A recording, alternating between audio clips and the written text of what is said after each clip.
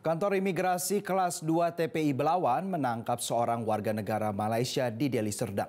Dalam penangkapan, petugas menyita paspor yang izin tinggalnya habis sejak November 2023. Seorang pria berinisial R merupakan warga negara asing asal Malaysia ditangkap petugas imigrasi kelas 2 TPI Belawan di kediamannya di kawasan Desa Kelumpang, Kecamatan Hamparan Perak, Kabupaten Deli Serdang, Sumatera Utara. Selain mengamankan sejumlah barang bukti, paspor kini WNA asal Malaysia tersebut langsung dibawa ke kantor imigrasi kelas 2 TPI Belawan untuk dilakukan pemeriksaan dan dicantumkan ke dalam daftar tangkap.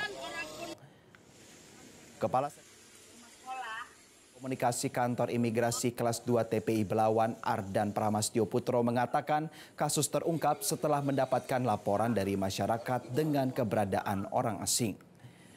Selanjutnya, petugas imigrasi akan melakukan pendeportasian terhadap pria asing ke negara asalnya Malaysia. Sementara itu, pelaku WNA ini telah menikah dengan perempuan Indonesia.